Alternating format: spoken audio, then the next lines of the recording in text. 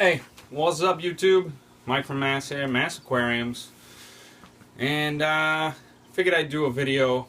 My last video I threw out, a little comment on, let people know what kind of videos they would like me to do. And I did get a few comments on, they wanted me to do some individual videos on each one of my tanks, and supposed to, a fish room update, or what's going on with this tank at the same time as what's going on with that tank. So why not? I figured I'd do a quick video, and most of you guys who watch me kind of already know what's going on. You've seen the tanks evolve and what my new projects are, what I've been ongoing, what have I been struggling with, what I've been doing good with. But so I figured I'd start off a little series on my tanks.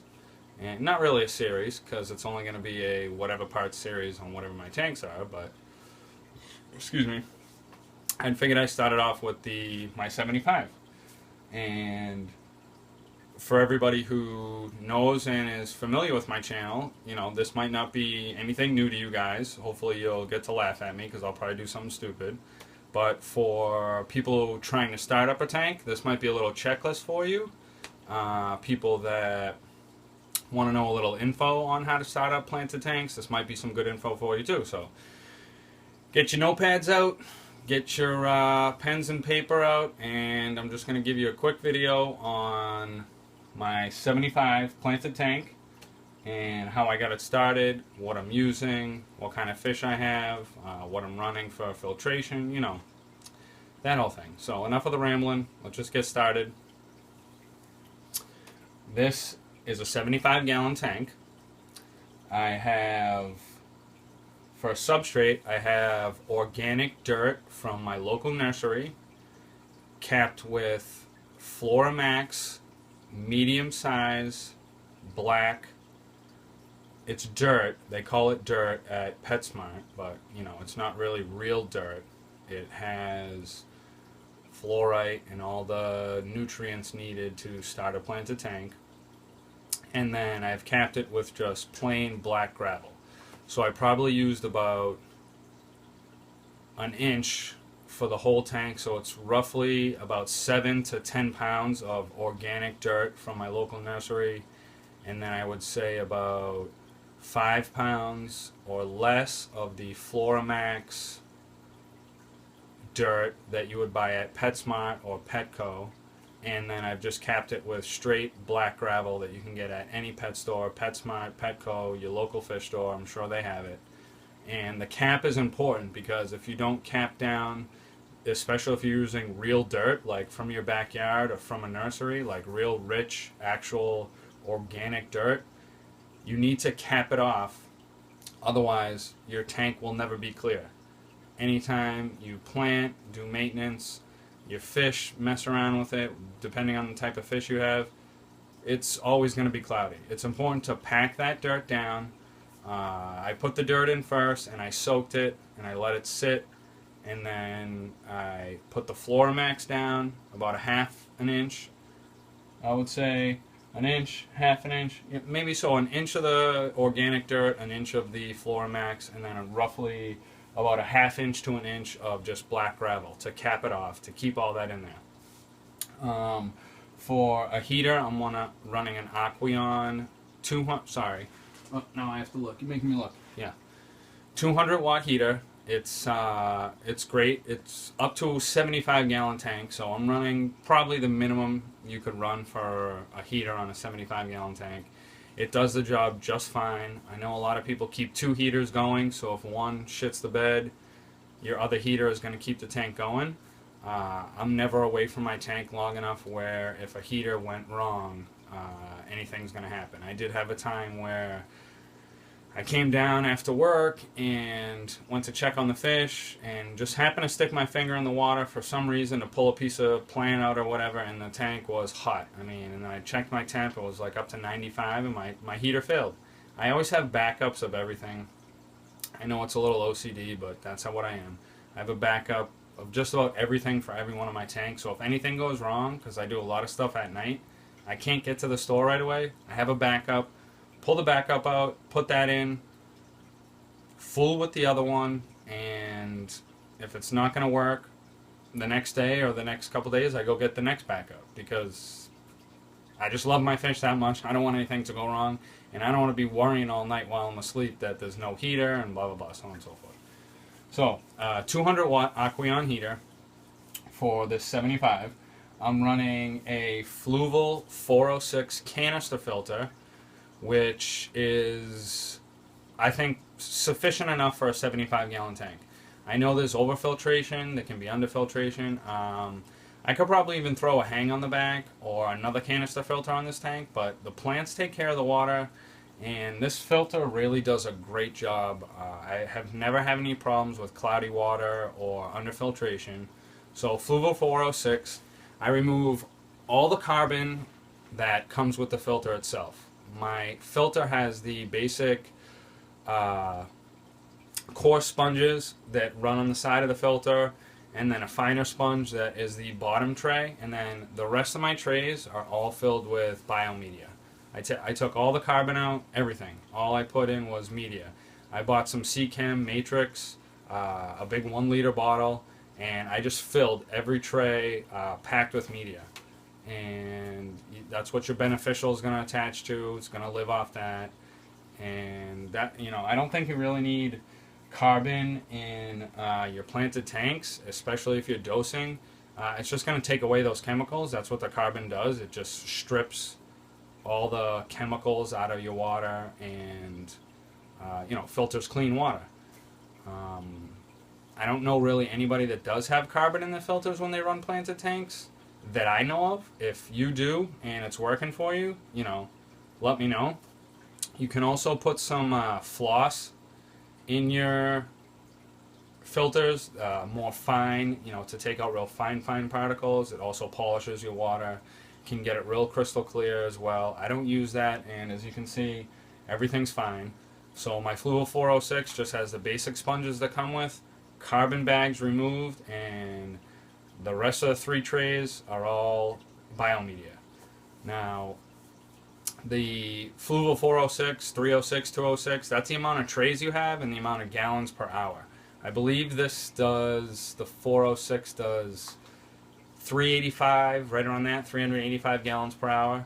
So, what's that? 1, 2, 3, 4, almost 4.5 times this tank is getting filtered per hour. So, in my opinion, it's plenty of filtration. And it's working, so. I run a Aqueon circulation pump way over here in the corner for some more surface agitation to also get these plants a nice sway going. If your plants are real too still, you can get a lot of algae buildup. I've learned a lot from the YouTube community. I'll post some links down below. A lot of people have helped me out with this tank. This tank's only been up for 8 or 9 months. And I've had a lot of struggles getting it balanced, getting it where it needs to be. Nick Mock 007 has helped me out a ton. ADU Aquascaping has helped me out a ton. That's really the beauty of these. Damon Charles, my boy Damon Charles from Mass, he's helped me out a ton. That's the beauty of these YouTube community. You throw some comments, and when they reply, with some information that they want to know about your tank to help you out, they care. They're a part of the fish tank community, and they want your tank to succeed, and maybe they like looking at your tank and want it to look better. So it is what it is. I have glass top on my tank, which is also Aqueon. This tank is an Aqueon. My glass top is an Aqueon. My light I'm running is ST International. It's T5 high output. It comes with 4 54 watt bulbs. I only run 2, and I run them for about 7 hours a day. They're on a timer.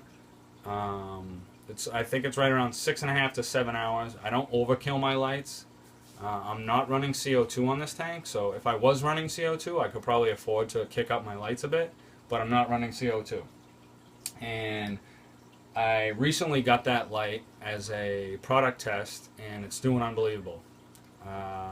The watts per gallon thing, I think you can go here or there. Check out Nick Mock 007's a bunch of videos on light and power and all you need to know about lights. But if the light works for your tank and your plants, you're seeing growth and you're not seeing a lot of algae, then just forget about the watts per gallon and go with what's working for you. If you're not seeing a lot of growth, you might want to bump up your lights a little bit, but I've slowly bumped up my lights as I've gone. I started them off really low. Don't just crank your lights up to like 12, 14 hours a day. You know, start off slow and see what you can get away with before maybe you see a little algae outbreak or, you know, things aren't doing good. I started my lights off really low hours, 4.5 to 5 hours a day, and I slowly bumped them up 15, 20 minutes here, 15, 20 minutes there. Now I have them to 6.5, 7 hours. I could probably even go to 8, but everything is working and everything is balanced now. So I'm not going to change it. If it works, don't change it. Don't fool with something that works. My fish load, I have a ton of fish in this tank. You know, and filtration is key. Good thing I have good filtration. I have German blue rams. I have 5 angels. I have autocinculus catfish. I have Siamese algae eaters. I have a ton of rainbow fish. The rainbow fish were one of my first fish I started off with, and I absolutely love them. I have Australian rainbows, Madagascar, Bosmani, turquoise, praecox. I have a ton of rainbows in this tank. I love the way rainbows school. I love the way they just bum around the tank all the time. They're just really beautiful fish, and they're hardy fish. They will do good in your tank. I have some black neon tetras, and I have some rummy nose tetras, which I do love rummy nose. I have bristlenose pleco in here. What else do I got? I gotta look to see. I got so many fish in here.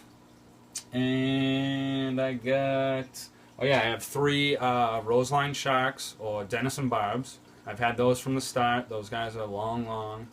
I have 1 Bolivian ram in here, which was an experiment a long time ago, and he just kind of took to the tank and was super, he's not camera shy, he's always checking me out, and none of the fish chase him around. He's doing great. And I've gone through some struggles with the fish too. What kind of fish can you keep in the tank? I've put wrong fish in this tank. I've had to take them out. I've had struggles taking them out. You know, you live and you learn.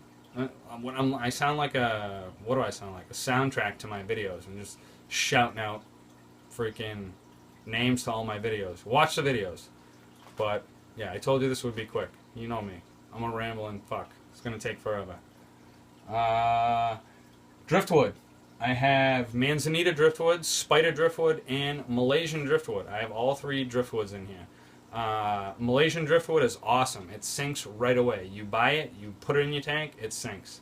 Spider and Manzanita driftwood, you might have to soak them for a while. A lot of people boil their driftwood. I don't really boil my driftwood. I let it soak. I never see a whole lot of tannins, but also I get all my driftwood from Planted Aquarium Central, and their driftwood is pre-soaked, pre-washed, so that's probably the reason why I don't have any tannins that leach into my tank too much, because you get it and you can tell it's in a heat-sealed bag that it's got wet in it, so you can tell it's been soaking for a while. You maybe want to boil it to get rid of whatever was in their tank, but I trust Planted Aquarium Central, and I've never been steered wrong from them, so I have no problem with their driftwood or their plants for that matter. I love that place. Check them out, Planted Aquarium Central. Plants. I've gone through a ton of plants in this tank. I started off not knowing what I was doing. I threw dwarf baby tears in here with no CO2. Did not work out. I've tried Madagascar lace. People have had great success with that. For some reason, I cannot get it to grow in my tank.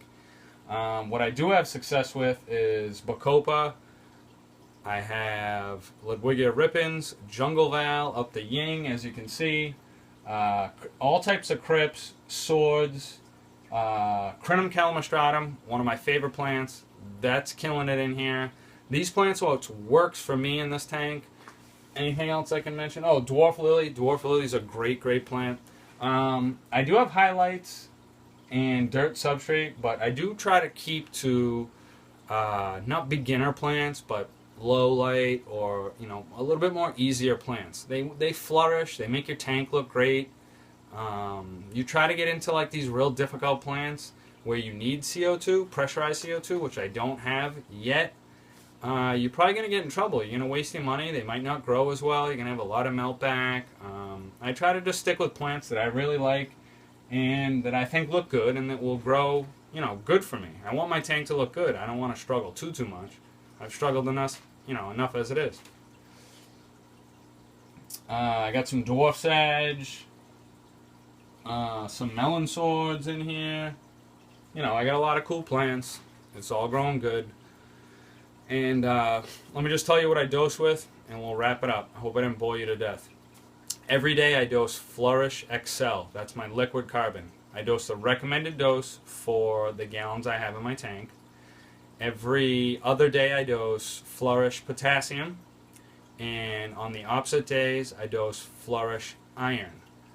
Once a week when I do my water change, I dose Flourish, straight up Flourish, which is a lot of your micronutrients. It's great for planted tanks. And I would say if I see any plants kind of struggling or maybe not having as good as growth as they usually do, which is maybe, every couple months, it can go a month to 3 months, I dose, well, I don't dose, I use Flourish root tabs or API root tabs. And I plug them right into the substrate. It gives it a good go, gets those plants, back in health.